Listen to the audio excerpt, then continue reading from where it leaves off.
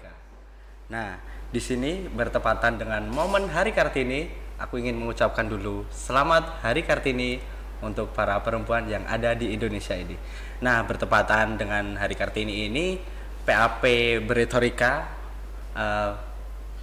mengadakan podcast yang berjudul Bangkitnya Kartini Baru, Prestasi dan Suara Perempuan Masa Kini. Nah, di sini aku itu tidak sendiri. Aku ditemani dengan bintang tamu yang sangat spesial sekali. Mungkin bisa aku sapa dulu. Halo Kak Silvi. Halo Akbar. Nah, halo Pak Friends semua. Nah, mungkin Pak Friends belum kenal banget nih sama Kak Silvi. Mungkin Kak Silvi bisa berkenalan dulu sama Pak Friends dan disapa juga. Oke, baik. Terima kasih Akbar atas Iya, waktunya. Kak. Halo Pak Friends semua. Perkenalkan aku Silvi Ananta, mahasiswi semester 4 dari Program Studi Pendidikan Administrasi Perkantoran.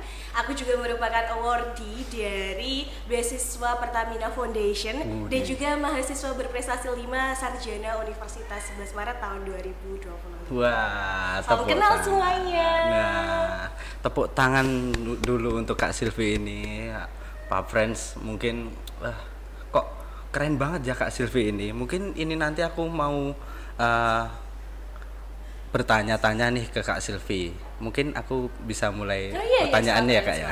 Untuk yang pertama kan Kak Silvi ini udah keren banget tadi, udah dapat beasiswa, terus juga mawapres. Nah, di sini gimana sih Kak kok kayak termotivasi untuk terus maju dan kuat untuk menghadapi dunia ini gitu loh Kak. Terus kita gimana ya buat teman-teman Pak Friends itu loh motivasinya. Oke, kalau ngomongin masalah motivasi ya, mungkin kayak kita semua itu hidup pasti punya prinsip sendiri ya, Bang? Iya. Nah, sama kayak aku tuh dari awal kuliah itu megang satu prinsip. If you brave enough to say goodbye, life will bring you a new hello. Yang artinya intinya tuh kita tuh harus segera move on dari apa yang terjadi di masa lalu dan segera mencari sesuatu yang baru. Nah, karena itu aku percaya bahwa kayak setiap kegagalan atau setiap momen-momen buruk yang ada di hidupku, aku percaya Tuhan akan menggantikan itu dengan lebih baik. Karena balik lagi, menurutku rencana Tuhan itu jauh lebih baik daripada apa yang selama ini kita impikan. Wih, keren banget ini Kak Silvi. Jadi Kak Silvi itu intinya tadi motivasi itu jangan teman-teman itu jangan stay doang gitu ya. Betul, jangan stuck di masa lalu aja. Gitu. Terus kan banyak teman-teman itu yang punya keinginan lebih tapi usahanya itu kecil. Nah, gitu. pengen sukses tapi usahanya kecil. Nah, gimana itu Kak? Oke, sebenarnya masalah usaha kecil itu nggak masalah ya, karena menurutku sekecil-kecilnya usaha itu tetap usaha dan akan berbuah nantinya. Tapi balik lagi, menurutku akan lebih baik kalau sedikit-sedikit tapi lama-lama usahanya itu bertambah. Jadi konsistensi. Oh, Mbak. konsistensi. Iya, bener. Ya, Karena mungkin dari kecil dulu ya Kak. betul, karena bisa jadi ada yang kita usahanya besar di awal doang atau FOMO aja, tapi di tengah-tengah atau di akhir itu malah nggak konsisten. Oh, iya Jadi juga. jadi nggak masalah kalau kalian itu mulainya dari usaha yang kecil-kecil aja, tapi yang penting itu kalian konsisten dalam jangka waktu yang panjang. Menurutku gitu sih. Iya Kak, bener banget sih ya. Dengan konsisten itu juga akan termotivasi ya untuk Pak Friend ini bisa berkembang lebih Iya, baik betul. lagi. Nah, untuk yang pertanyaan kedua nih Kak, kalau Kak Silvi bayangin Kartini masa kini itu sosoknya seperti apa sih Kak? Kan perempuan zaman sekarang tuh harus punya nilai atau sikap seperti apa biar bisa terus maju dan berdaya. Oke, Kartini zaman sekarang seperti apa? Kalau menurut aku pribadi, Kartini masa kini itu adalah sosok perempuan yang bisa berdampak untuk orang lain. Oh, jadi bermanfaat Betul, gitu ya? bermanfaat dan bisa menginspirasi orang banyak, Mbak.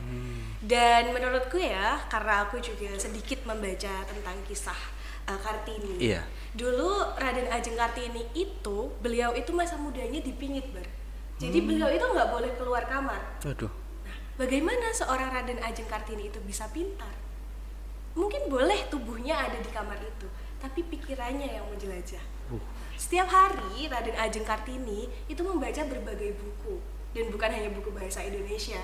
Bahkan ia juga bersurat dengan teman-temannya yang ada di Belanda. Nah, menurutku dari kisah Raden Ajeng Kartini itu kita bisa belajar, kalau sebenarnya nggak ada hambatan yang bisa menghalangi niat kita untuk bisa belajar, untuk bisa memiliki pengetahuan yang lebih, dan untuk bisa menginspirasi banyak orang sekecil apapun usaha kita. Seperti itu. Iya Mbak, jadi belajar itu nggak cuma di sini aja, tapi belajar itu bisa di mana saja. Betul. Begitu ya Kak ya? Iya benar banget. Jadi keren-keren Kak, iya ya. Tapi kadang di luar sana banyak oknum itu Kak, kayak gimana ya, kamu kan cewek, emang kamu bisa. Nah pasti kan ada omongan kayak gitu ya Kak ya. Nah menurut Kak Silvi gimana sih tanggapan dan cara nanggepin pertanyaan-pertanyaan yang dari oknum yang nyeleneh kayak gitu? Maksudnya kayak apa ya, merendahkan cewek itu apa bisa gitu loh Kak? Oke, sebenarnya stereotip kayak gitu tuh udah mengakar banget ya. Iya, akar banget. Dari zaman dulu, karena mungkin tradisi dari kita sendiri kan kental sekali ya bagaimana cowok itu selalu menjadi pemimpin, cowok itu selalu di depan, sementara kalau perempuan itu bisanya hanya di dapur. Di sumur, nah seperti itu. Nah, tanpa sadar ada orang yang masih menganggap mindset seperti itu tuh relate di dunia nyata sekarang bahkan ya. Mungkin ya kita tahu bahwa sekarang sudah ada presiden perempuan di Indonesia, sudah banyak pemimpin perempuan juga sebenarnya, tapi masih ada juga orang yang mindsetnya seperti itu. Nah, menurutku sebenarnya mindset seperti itu balik lagi bagaimana cara kita menanggapinya. Jangan kita jadikan mindset seperti itu menjadi hambatan kita, tapi bagaimana kita bisa membuktikan kepada mereka bahwa mindset seperti itu salah, sangat salah.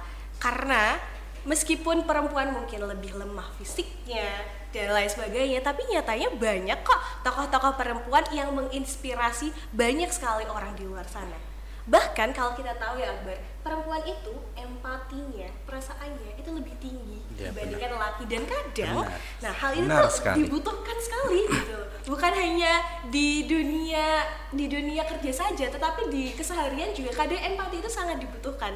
Karena itu menurutku ya, saat ini pemimpin perempuan atau juga ketua-ketua di organisasi perempuan itu sama hebatnya dengan laki-laki. Karena mereka bukan hanya memiliki pemikiran yang bagus, tetapi mereka juga malah dikuatkan dengan empati yang mereka miliki, yang mungkin lelaki itu kurang memiliki. Nah Pak Friends, yang khususnya untuk perempuan, nah kalian itu harus bisa berusaha lebih lagi. Kamu kalau ada oknum-oknum yang merendahkan kalian itu jangan langsung berkecil hati, tapi usahakan setiap omongan-omongan itu menjadi semangat untuk terus maju dan berkembang, agar tujuan kalian, apa yang menjadi masa depan kalian itu bisa tercapai. Camkan itu. Betul setuju. Nah, mungkin soal isu yang sering muncul nih Kak, yang terjadi banyak sekali, miris sekali ya Kak, kasus pelecehan di lingkungan kampus. Mungkin nggak di kampus doang sih Kak, kan pelecehan seksual itu ada di kampus, terus kemarin juga ada di dokter, yang dokter awalnya ngecek pasien ternyata begitu. Terus di UNS sendiri udah ada Satgas PPKS, yaitu pencegahan dan penanganan kekerasan seksual. Menurut Kak Silvi, apakah layanan ini udah cukup membantu belum, atau ada hal lain yang masih perlu dibenahi, seperti dari oknumnya sendiri, atau bagaimana yang harus dibenahi? Oke, jadi masalah pelecehan seksual ya, sebelumnya aku sangat mengecam keras ya. Pelecehan seksual ini bukan hanya kepada perempuan, tetapi kepada laki-laki juga banyak. Dan ini kita harus aware ya, baik laki-laki maupun perempuan, itu kita harus saling menjaga. Kemudian masalah tadi ya Satgas, Apakah itu membantu? Iya, itu membantu. membantu. Tapi apakah itu cukup? Menurutku kurang cukup. Kurang cukup. Kenapa? Karena menurutku yang paling penting, yang pertama kali harus ditingkatkan itu adalah awareness-nya, Bar. Nah, bagaimana kita itu bisa membangun lingkungan yang saling aware, yang saling peduli satu sama lain. Karena itu sangat penting. Karena kan nggak selamanya Satgas itu bisa mendeteksi ya ada berapa pelecehan seksual di kampus, dan belum tentu juga ada mahasiswa yang berani untuk lapor ke Satgas itu. Lalu bagaimana? Kita mulai dari diri kita sendiri. Bagaimana kita itu bisa aware tentang isu ini, bagaimana kita bersimpati ketika mungkin ada orang di sekitar kita yang mengalami itu, bagaimana kita bisa membantu hal itu. Nah, itu menurutku adalah hal yang penting, karena ketika kita menciptakan lingkungan yang seperti itu, Akbar, pastinya pemanfaatan dari Satgas ini akan lebih optimal. Oh iya, jadi Satgas aja tidak cukup teman-teman, tapi untuk para cowok itu juga gimana ya, kalian itu juga harus berempati, kesadarannya itu harus dikembangkan lagi, karena pelecehan seksual itu sangatlah buruk di mata masyarakat, di mata semua ya. Itu adalah dosa terbesar sih kalau pelecehan seksual itu. Jadi teman-teman itu harus bisa sadar sekarang, mau kapan lagi juga sadarnya, kalau enggak dimulai dari sekarang. Nah begitu ya Kak? Iya benar. Oke. Untuk yang terakhir nih Kak, sekarang ini banyak perempuan yang mulai berani bersuara dan mulai speak up. Menurut Kak Silvi, gimana sih biar kita bisa lebih berani tapi tetap merasa aman? Nah, berani doang kan ada resikonya. Okay. Nah, tapi kan tetap aman biar nggak di tutut. Oke. Jadi sebenarnya kembali lagi ya, bentuk suara itu kan ada banyak sekali ya, Bar. Jadi kayak kita nggak cuma speak up seperti ini di podcast, tapi ada banyak lagi jenis bagaimana kita bisa bersuara dan memilihnya. Contohnya paling sederhana aja, ketika Akbar mungkin ngobrol sama temennya, terus kamu mungkin bisa menyampaikan isu tadi pelecehan seksual, kamu bisa mengedukasi mereka. Nah, itu termasuk bersuara, tapi bersuara ke orang-orang terdekat. Yang pastinya kamu sudah kenal, yang pastinya itu kamu tidak akan menyinggung perasaannya karena teman dekatmu. Nah, atau mungkin bisa juga kamu memanfaatkan sosial media kamu. Iya, benar. Karena ketika kamu bersuara di sosial media, katakanlah kamu malu ya untuk berbicara seperti ini, kamu bisa menulis. Iya, benar. Karena tulisan itu juga akan dibaca, dan secara tidak langsung kamu sudah menyuarakan apa yang ingin kamu suarakan. Seperti itu. Wah, tak terasa ya kita udah berbincang-bincang dengan Kak Silvi. Mungkin ini sudah waktunya kita pamit undur diri. Mungkin dari sangat bermanfaat sekali podcast kali ini untuk para teman-teman Pub Friends, para perempuan di sana. Tetaplah semangat, menjaga semangat kalian untuk terus maju. Jangan lupa untuk berdoa dan tetap semangat. Pokoknya semangat itu adalah kunci, dan konsisten pun juga mengiringi semangat itu. Nah, mungkin cukup ini aja ya Kak ya. Oke, mungkin aku ngasih last statement kali ya. Boleh banget, boleh. Mungkin karena ini juga Hari Kartini ya, jadi aku ingin mengucapkan Selamat Hari Kartini untuk seluruh wanita hebat yang ada di Indonesia. Mungkin aku sedikit berpesan saja, jangan pernah takut untuk merasa bebas, jangan pernah takut untuk bersuara, karena mulailah untuk menyinari diri kita sendiri, mulailah untuk berdampak bagi diri kita sendiri dan juga bagi orang lain. Karena menurutku seorang wanita itu adalah lilin yang juga menerangi sekitarnya. Jadi jangan pernah takut dan jangan pernah merasa kurang. Seperti itu. Keren sekali bintang tamu pada podcast kali ini. Mungkin terima kasih Mbak Silviananta sudah menjadi narasumber di podcast kali ini dan bisa membersamai Pub Friends kita. Mungkin itu saja. Terima kasih Pub Friends. Selamat Hari Kartini dan sampai jumpa.